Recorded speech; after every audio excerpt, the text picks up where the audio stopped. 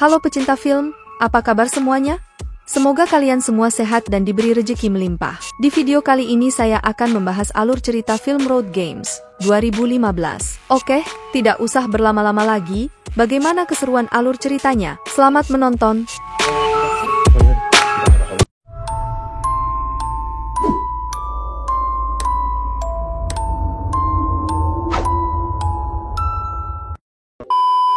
Di awal film memperlihatkan seseorang yang sedang mengurus sebuah jasad di suatu tempat, yang dimana jasad tersebut langsung ia mutilasi dan dikubur setelahnya. Scene beralih kepada seorang pria bernama Jack yang sedang menunggu di tepi jalan.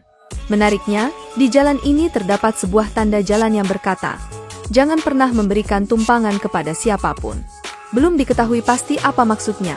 Tapi yang jelas, tiap-tiap mobil yang lewat di jalan itu sama sekali tidak pernah memberikan Jack sebuah tumpangan. Baik itu dari pendatang baru ataupun warga di wilayah tersebut. Jack yang sendirian cuma bisa pasrah aja sambil menahan emosinya. Seiring berjalannya waktu, Jack pun berjalan dan berjalan. Sampai pada akhirnya ia tidak sengaja melihat seorang pria dan seorang wanita yang sedang bertengkar. Dari situlah si pria langsung pergi begitu saja serta meninggalkan mereka berdua di tengah jalan. Setelah ditanya lebih jauh, ternyata wanita ini bernama Veronica yang dimana ia adalah orang Perancis asli namun sangat mampu berbicara bahasa Inggris bahkan sangat fasih. Sedangkan Jack merupakan orang Inggris asli dan sayangnya ia sama sekali tidak mengerti bahasa Perancis. Sebagai informasi, Jack sedang berada di negara Perancis yang sialnya di saat mau pulang ia malah dirampas oleh begal di tengah jalan. Akibat peristiwa itu, seluruh uangnya sebuah handphone dan juga sebuah mobil yang sudah ia bawa malah dirampas oleh begal, terkecuali sebuah paspor yang masih ada di tangannya dan masih disimpan sampai sekarang. Berbeda halnya dengan Veronica yang memang tinggal seorang diri saja serta berniat merantau ke negara lain karena tidak punya siapa-siapa lagi di wilayah ini. Ia bercerita kalau kedua orang tuanya sudahlah meninggal akibat sakit kronis yang tentu saja membuat Veronica merasa sedih. Ketika malam sudah tiba, mereka pun memutuskan untuk menghabiskan waktu di area pepohonan sambil menghangatkan badan. Pada situasi tersebutlah Veronica bercerita kalau belakangan ini ia sedang berlatih untuk membuat tanda tangan. Singkat waktu Jack pun terbangun dan ia melihat Veronica sudah tidak lagi berada di sebelahnya. Ternyata perempuan itu sudah berendam di sebuah danau yang ujung-ujungnya Jack langsung nyemplung juga ke danau itu. Setelah mandi bareng, lanjutlah perjalanan mereka dengan berjalan kaki sambil menyusuri ruas jalan yang ada di wilayah tersebut. Siapa sangka di saat sudah pasrah mereka malah melihat sebuah mobil yang berniat memberikan mereka sebuah tumpangan. Pria bernama Grizzard itu adalah penduduk asli di wilayah ini dan ia tidak begitu lancar untuk berbicara dengan bahasa Inggris. Oleh karena itulah, ia pun memutuskan untuk mengajak Jack bersama Veronica agar menginap dulu di rumahnya serta bertemu dengan istrinya yang pernah tinggal di Inggris.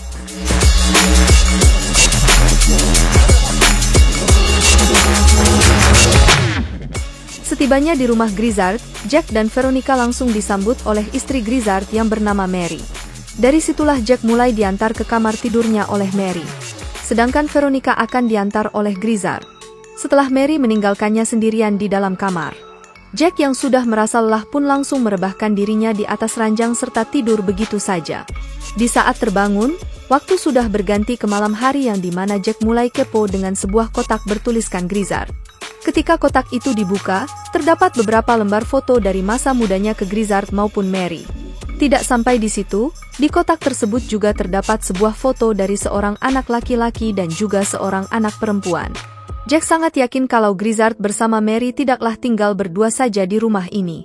Walaupun pada faktanya sampai sekarang ini Jack bersama Veronica masih saja tidak melihat kehadiran seorang anak perempuan maupun anak laki-laki di hadapannya. Selesai makan malam, Jack sengaja menghampiri Veronica yang lagi ngerokok di teras rumah. Veronica pun bercerita bahwa ia tadinya mempunyai seorang adik.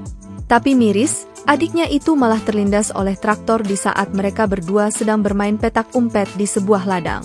Lalu Jack pun kembali lagi ke dalam rumah sambil menemani Richard untuk nonton TV di malam itu. Di titik ini Jack berkata kalau ia akan bergegas pergi dari rumahnya ke Grizzard dikarenakan ia harus segera pulang ke Inggris untuk memberitahu kabar kepada keluarganya.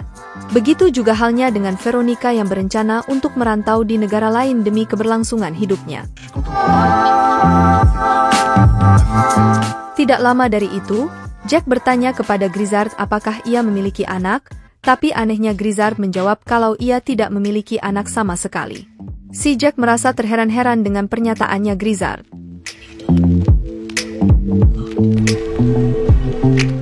Saat terbangun, Jack pun langsung mandi selayaknya orang normal. Tapi entah kenapa suasana di rumah itu sangatlah sunyi dan Veronica juga tidak terlihat sama sekali. Di saat pikiran jelek sudah membayang-bayangi Jack, muncul lagi Grizzard secara tiba-tiba sambil menggenggam sebuah palu di tangannya. Grizzard berkata kalau Veronica sudah pergi dari tadi subuh dan ia tidak enak untuk membangunkan Jack yang sangat pulas tidurnya. Dari perkataannya itu Jack mencurigai Grizzard. Walaupun Grizzard sendiri mengaku bahwa ia baru selesai memperbaiki pintu lemari, namun Jack mulai mempercayai perkataan Grizzard setelah ia melihat sebuah surat yang sengaja ditulis oleh Veronica sebelum benar-benar pergi dari rumah ini. Tapi siapa sangka dari surat itulah Jack mulai menyadari ada sesuatu yang tidak beres.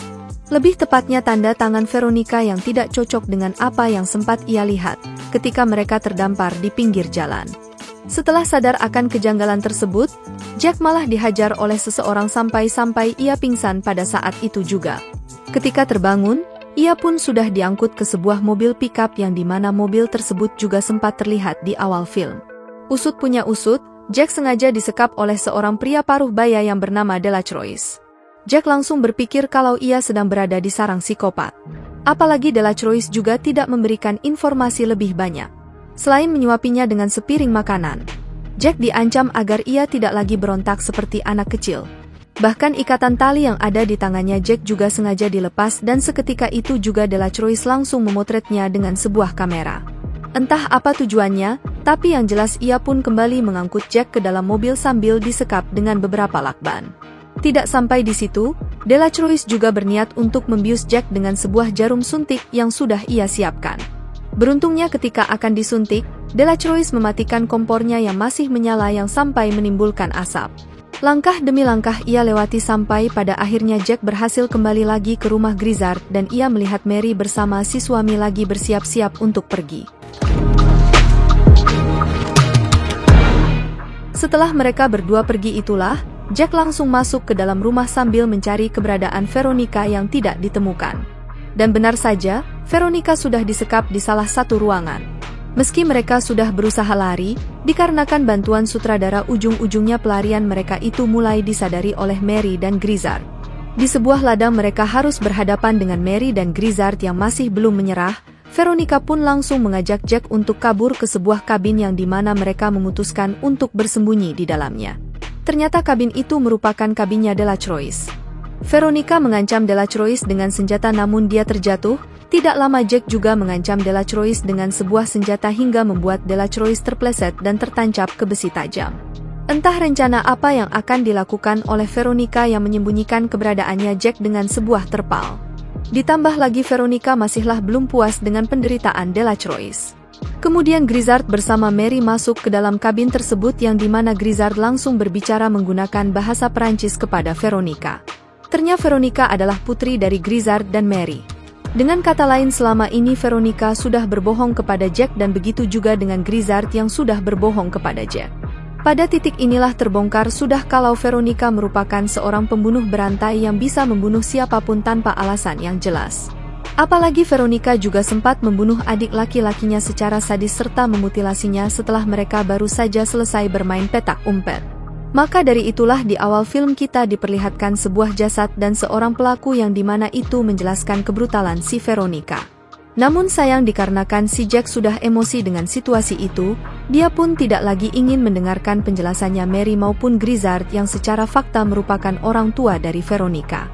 Naasnya Mary yang baru saja ingin memberitahu Jack dengan bahasa Inggris pun langsung dihajar oleh Veronica sampai pingsan. Sedangkan kali ini hanya tersisa Grizzard yang tidak bisa berbuat apa-apa. Setelah kejadian tersebut Veronica langsung mengajak Jack pergi dari negara ini sambil menyetir dengan senyuman bahagia. Hal yang sama pun juga dirasakan oleh Jack sendiri yang pada faktanya tidak lama lagi ia juga akan dibunuh oleh wanita tersebut. Jangan lupa untuk like, komen dan juga subscribe channel ini. Saya pamit undur diri sampai bertemu kembali di video selanjutnya.